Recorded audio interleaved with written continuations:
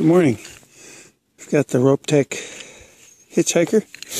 Getting ready to put it on here. I've kind of figured out the slack, the 2 to 3 inches of white space, or in this case it would be orange space, which is distance between the hitch and the hitch hiker itself. What you need to do is you put it on tight as you can, sit on it, which actually sets it, and then retie it, and that will reduce the amount of space between the hitch and the hitchhiker. So we're going to go ahead and do that right now.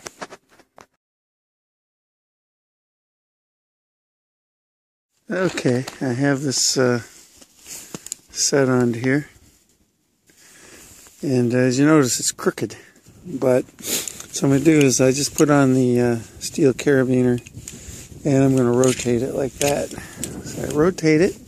Now I'm going to sit on this thing and it's going to stretch it out and it should sit right. And then I may have to take some more slack out once I sit on it by untying it. But based on my experiments in the basement, I'd say that lead right there from that knot is about right. So I may not have to do anything.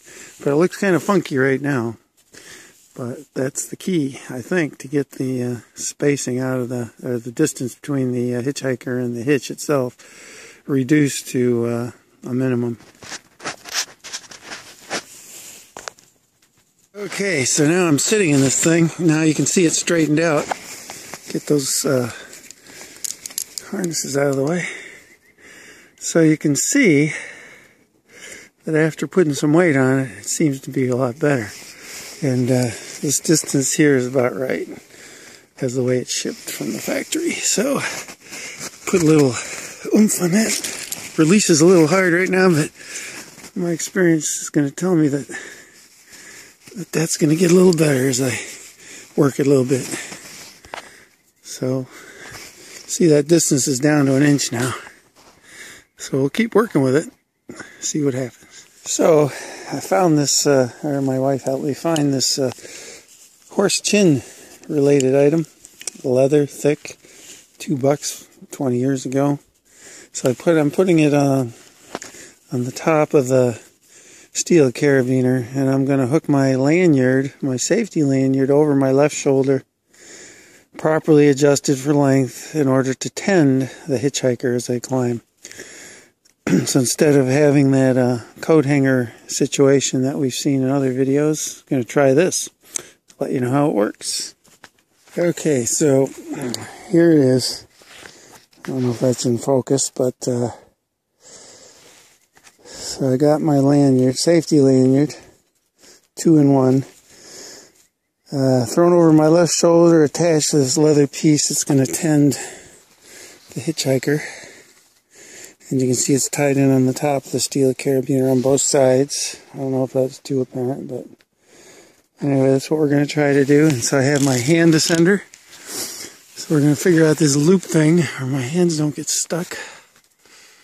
Pull up. I might just try to use the hand descender itself to hang on to or push up as I go. Anyway, it is set, so we're ready to hook up and try this out again. Okay, well, I got about halfway, 3/4 ways up to my tie-in point, orange line,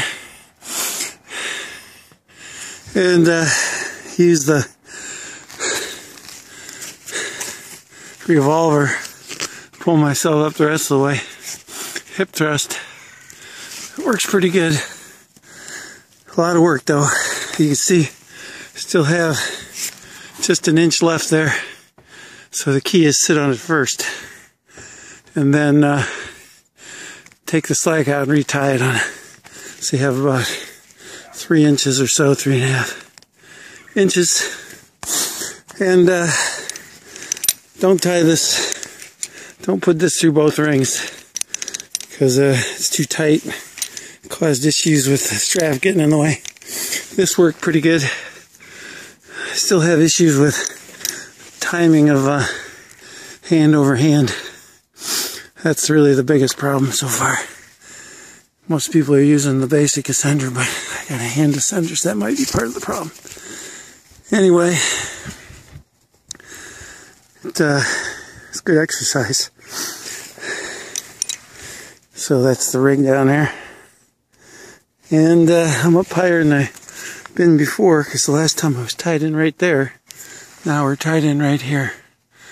And tree takes a good bend there. Put you out too far in the midair, I think. Dead branch there needs to come down. And ground is down there. 35, 40 feet. Again, nice, almost spring day. First or second day of March.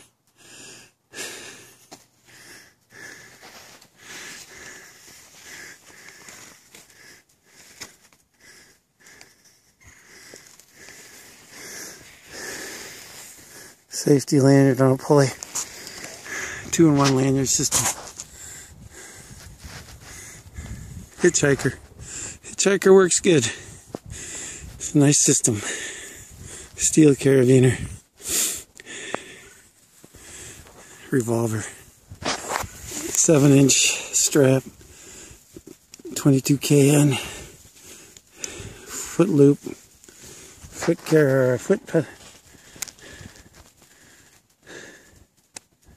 Pantene. Tachyon rope. So there we have it. So back on the ground. This red cord does pull down the hand descender, which is locked on the rope with that little carabiner.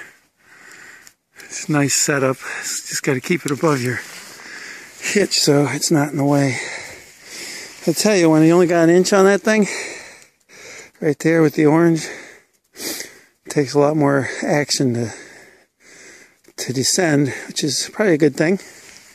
Have to deliberately do it, obviously, but it is a hard deliberate. And the little horse chin strap thingy worked pretty good with the safety lanyard tending the hitchhiker right there.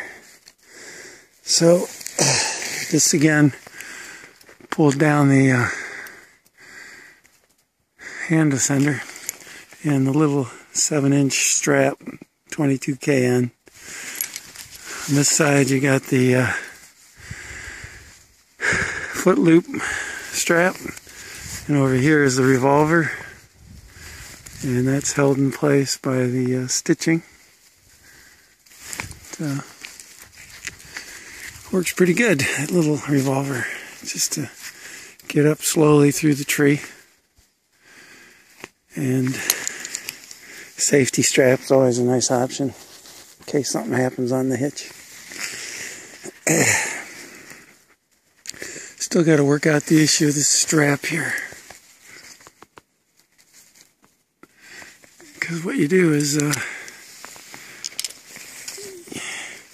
it's almost, I put my thumb right in there and pull it up like that.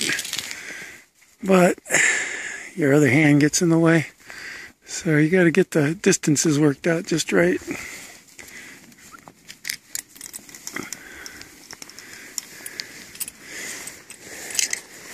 This Tachyon's pretty nice.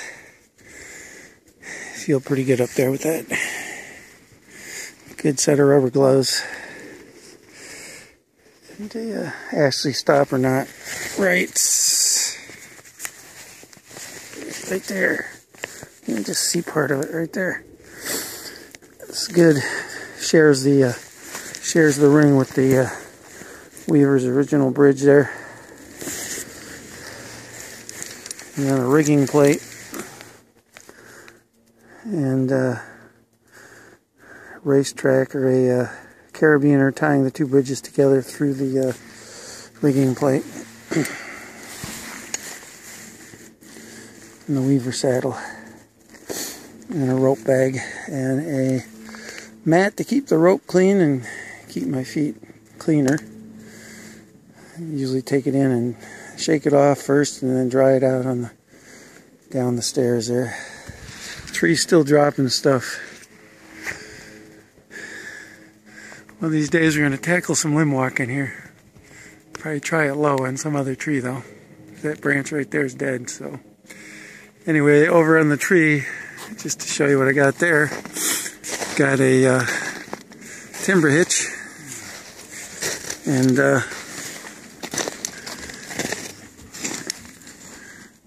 3 or 4 half hitches, tying some of the different loops in together, and then up the tree it goes.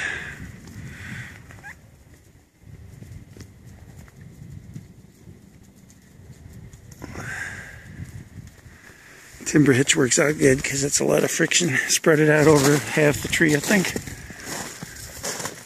You can see that. And throw line back. And back on the ground.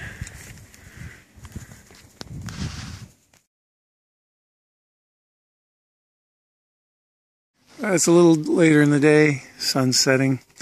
But I finally figured out this strap thing. Let me illustrate here. So put it down here. Got to get the safety carabiner out of the way. Stand by. There we go. Okay, so what the trick is the length of that strap is how far you can go on each stroke of your legs.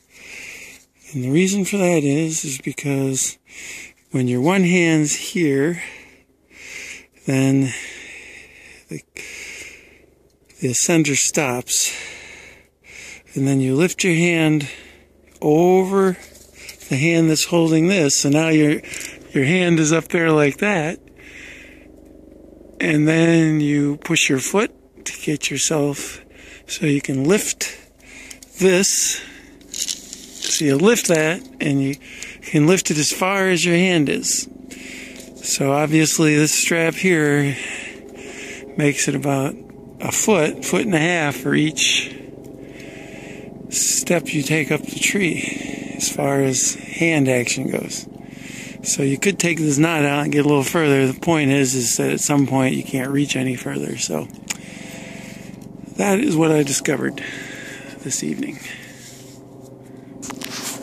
Okay, another discovery is, you see how that's only 1 inch long now? So I think the ideal length is 2 inches, because where that length is right now, right there, is as much space as there is. This is really easy to tend, but when I was up in the tree doing the hip thrust on the revolver, where it was up like this and the revolver was holding it, and you're pulling down on this part and the revolver's right there, when you reach up, sometimes this would slip, and all you had to do is just touch it and it would catch. But that's what I was talking about, slippage. And that is because of this space right here, and that's why it's important to keep that space pretty short. Shorter it is, the tighter it is, and the harder it is to tend, though. So right now it's real easy, as you can see, but a lot of weight on there. When it was down to like 1 inch, that was really hard to tend, but it didn't slip either at all. So there's a compromise between ease of tending and slippage.